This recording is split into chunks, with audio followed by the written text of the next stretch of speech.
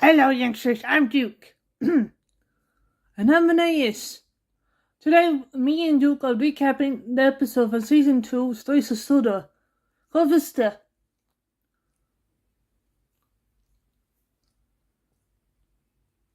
And if you guys saw the channel already, there's a little mini-series reaction series. And so they started airing. Next episode is that? It's tomorrow, and then it will be on the channel on the 10th.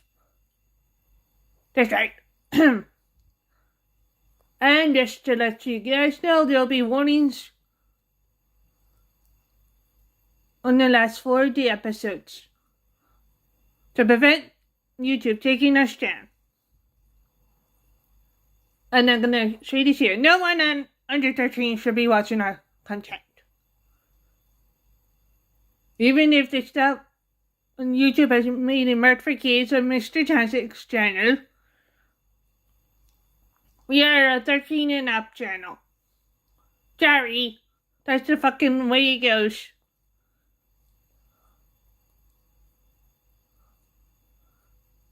And no one under 13 should be watching more stuff anyway. Well, it depends who you ask, but this is just the way it goes.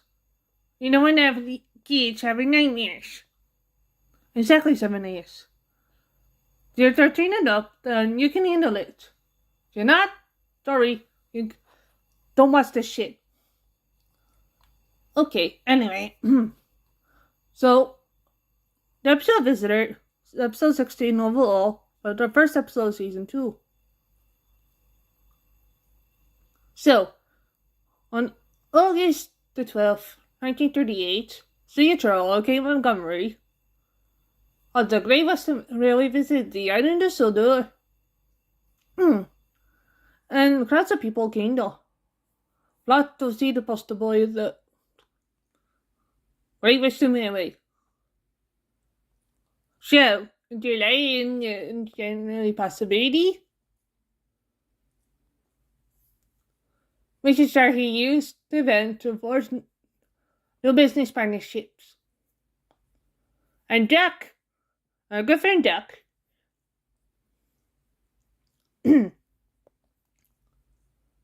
well,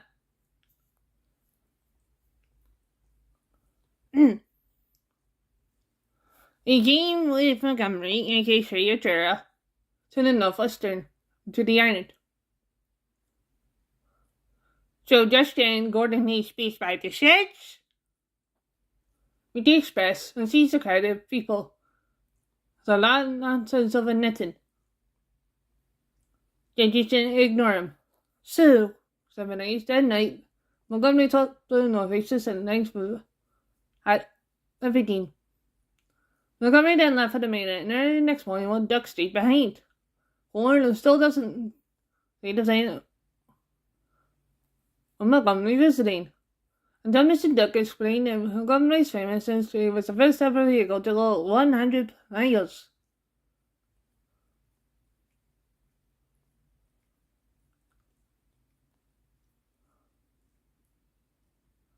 Gordon then points out the claim has never been verified and the parts saying 100 miles were easy for him. Yeah, this is... So, they did that day, Duck, he takes some trucks to us wherever it is. And then tells Duck that Montgomery wanted to doublehead a special team with him. They visit Soda next year.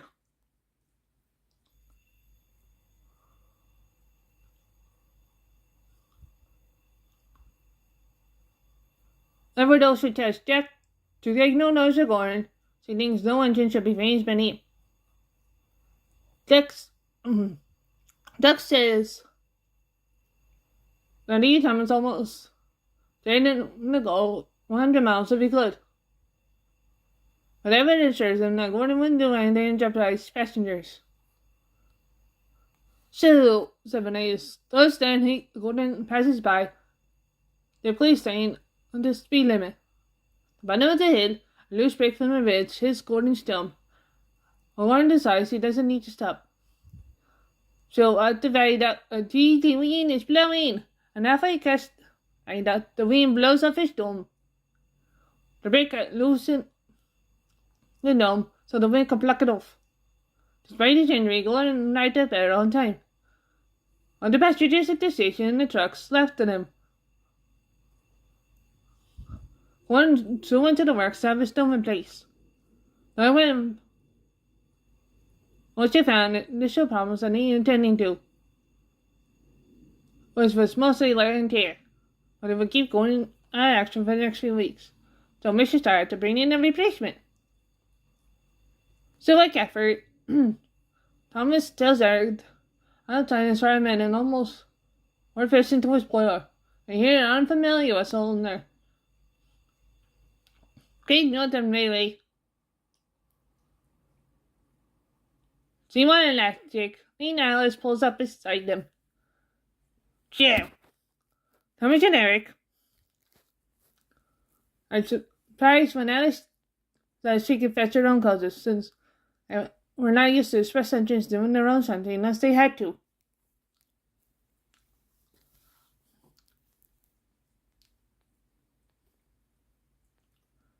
So Alice happily goes off to turn around and prepare to take her train. She watches the turntable. She notices the green tender number 3. Joe! Said rheneas. Henry and James are talking when Alice suddenly arrives and blows the whistle, silent too. Henry tells James he's familiar with Alice as they used to work on the Great Northern Railway.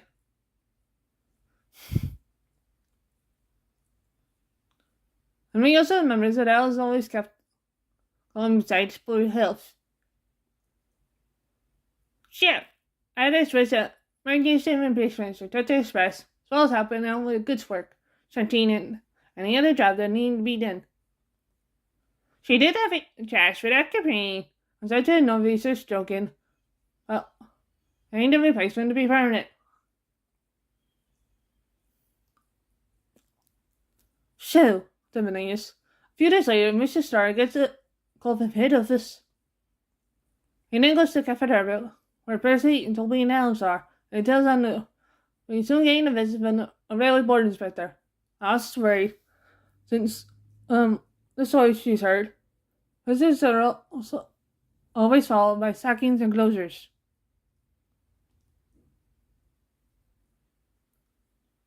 Mr. Starr and Mrs. Zorro tell their owners they have to be on their best behavior. When the inspector arrives and one Scotsman's holiday trains on London next Thursday. Sure, when Thursday came, Mr. Starr, Eric, Toby, and Eric are wondering who the inspector is. As Scotsman arrives, Mr. Starr then goes to see who the inspector is, as he then are deaf on it. See that the inspector is none other than the fucking control herself. So, I'd like to fucking take you off of fucking watching. I'm gonna go flying into Fuckville. Sorry. I gotta go take my train to Hosted Castle. Stay safe, youngsters.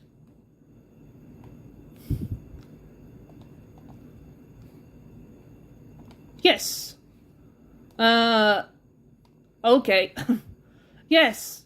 Like Duke said, stay safe. Don't be stupid.